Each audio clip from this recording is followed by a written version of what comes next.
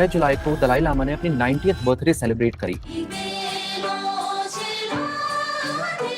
लेकिन उन्होंने अपनी बर्थडे पे कुछ ऐसा कह दिया जिससे कि इस रीजन की जियोपॉलिटिकल सिचुएशन वापस से सिमर करनी शुरू हो गई। अब पहले ये जानते हैं कि दलाई लामा एक्चुअली है कौन। तेंजिन ग्यात्सो, जो कि आज के समय में 14th दलाई लामा है, उनका जन्म 1935 में तिब्बत में हुआ था और 5 साल की उम्र में ही उनको दलाई लामा का टाइटल मिल गया। दोस्तों, ये जो टर्म दलाई लामा है ये एक्चुअली एक टाइटल है जो कि तिब्बत के स्पिरिचुअल हेड के लिए यूज किया जाता है। इस पूरी इंस्टीट्यूशन की हिस्ट्री में अभी तक 14 दलाई लामा हो चुके हैं और तेंजिन ग्यात्सो 14th दलाई लामा है। 700 साल की हिस्ट्री में तिब्बत में दलाई लामा ही स्पिरिचुअल के साथ साथ पॉलिटिकल लीडर्स भी माने जाते थे और तिब्बत किस डायरेक्शन में जाएगा वो डिसाइड किया करते थे। अब तिब्बत 1913 तक एक इंडिपेंडेंट रीजन रहा है जो कि अपनी हिस्ट्री में कई बार चाइना की इन्फ्लुएंस में रहा, लेकिन डायरेक्ट कंट्रोल में कभी नहीं था। ये चीज तब चेंज हो गई जब माओ से तुंग के अंडर चाइना में कम्युनिज्म आया और 1950 में चाइनीज आर्मी तिब्बत के अंदर एंटर करके उस पर कंट्रोल जमा लेती है। अब तिब्बतियन गवर्नमेंट और चाइनीज कम्युनिस्ट गवर्नमेंट के बीच में एक 17 पॉइंट एग्रीमेंट होता है, लेकिन 1959 में एक अपराइजिंग शुरू होती है तिब्बत में चाइनीज ऑक्यूपेशन के खिलाफ। चाइनीज आर्मी क्रैकडाउन करती है और 1959 में आज के दलाई लामा तिब्बत से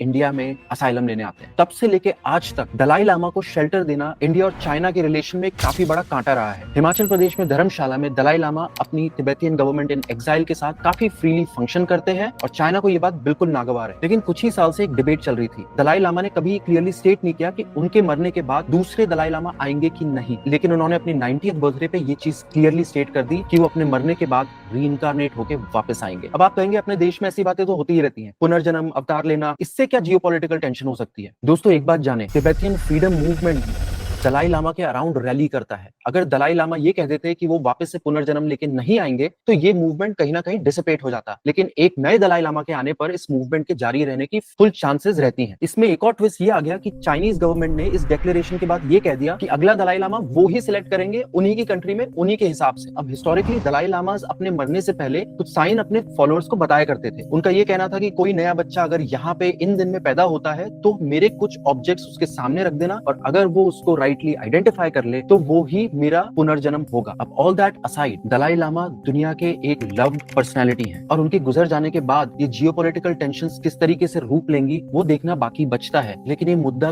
कई सारे इश्यूज पे लाइट डालता है, जैसे तिब्बतियन इंडिपेंडेंस मूवमेंट, जहां ये कहा जा रहा है कि चाइनीज अपने कल्चर, अपनी लैंग्वेज को तिब्बत के ऊपर इम्पोज कर रही है, साथ ही साथ इंडिया और चाइना की जियोपॉलिटिकल टेंशंस, एंड लास्टली कि कैसे कल्चरल इंस्टीट्यूशंस, डेमोक्रेसी, कम्युनिज्म और डिक्टेटरशिप जैसे पॉलिटिकल सिस्टम से इंटरैक्ट करते हैं। इसमें यह भी सवाल उठता है कि अगले दलाई लामा कौन से रीजन से आएंगे? क्या वो तिब्बत होगा, चाइना का कोई और एरिया होगा, मंगोलिया होगा या इंडिया होगा? आपका इस पे क्या विचार है? कमेंट्स में बताएं।